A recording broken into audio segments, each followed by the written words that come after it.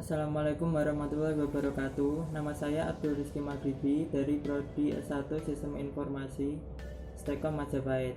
Saya di sini akan menjawab tugas dari pengantar manajemen. Nomor 1.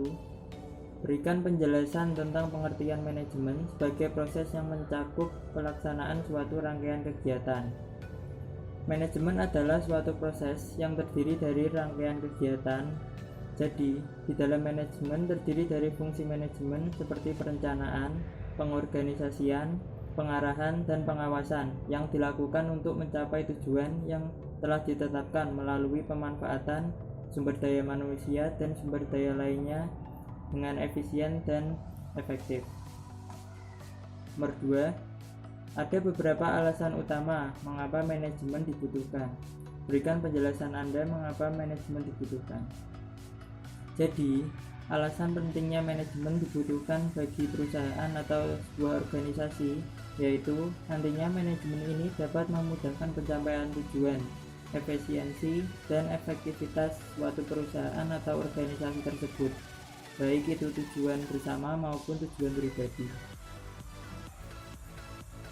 Nomor 3, ada beberapa keterampilan yang diperlukan oleh seorang manajer agar mampu mengemban tugas dan tanggung jawab dalam pelaksanaan pekerjaannya. Berikan uraian keterampilan yang dibutuhkan oleh seorang manajer. Peranan seorang manajer sangatlah penting karena seorang manajer menjadi salah satu faktor keberhasilan suatu organisasi atau perusahaan. Contoh dari peran seorang manajer yaitu harus bisa menjaga keseimbangan dalam suatu organisasi dan dapat mengatasi konflik yang ada di dalam suatu organisasi sehingga konflik itu dapat terselesaikan tanpa ada pihak yang dirugikan. Nomor 4, kegiatan apa saja yang substantif dilakukan oleh seorang manajer? 1.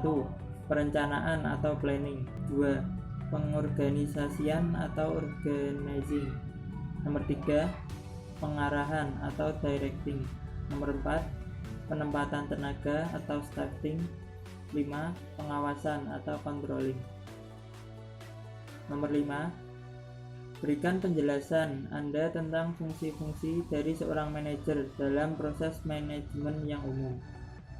Manajer berfungsi sebagai pelaksana yang menyelesaikan urusan melalui orang lain. Mereka mengambil keputusan, mengalokasikan sumber daya, dan mengarahkan kegiatan dari orang lain dalam mencapai tujuan. Jadi, manajer adalah sebagai perencana, penggerak, pengawas, dan jalannya roda organisasi untuk mencapai tujuan tertentu. Nomor 6. Berikan penjelasan tentang langkah-langkah pendekatan manajemen sains yang Anda ketahui. Pertama, melakukan observasi, yaitu mempelajari masalah-masalah yang dialami suatu perusahaan agar masalah tersebut dapat dikenali dan bisa diatasi sebelumnya. Kedua, mendefinisikan masalah. Masalah harus dapat didefinisikan dengan singkat, cepat, dan jelas.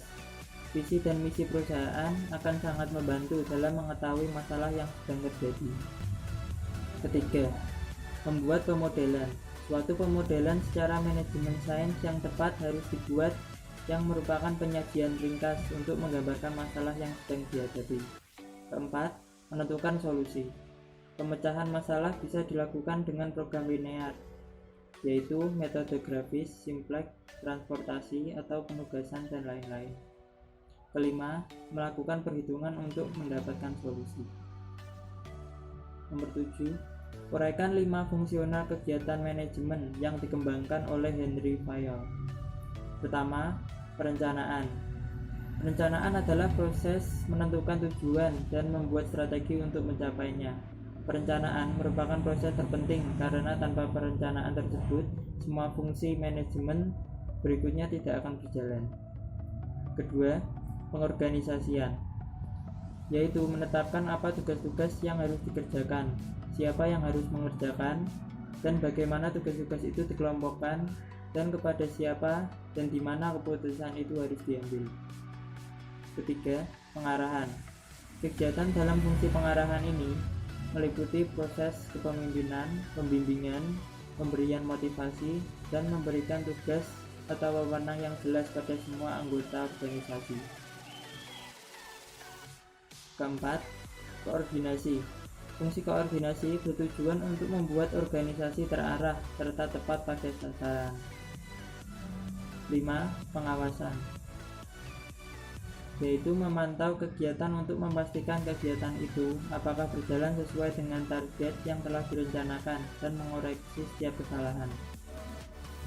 Nomor 8. Berikan pandangan dan uraian penjelasan Anda tentang prinsip-prinsip dasar dari tokoh manajemen modern. Ilmu manajemen mulai berkembang tahun 1800-an dengan teori klasik yang pertama muncul. Berkembangnya teori klasik dengan banyak tokoh masih memunculkan ketidakpuasan bagi sekelompok yang lain, sehingga muncullah teori-teori baru.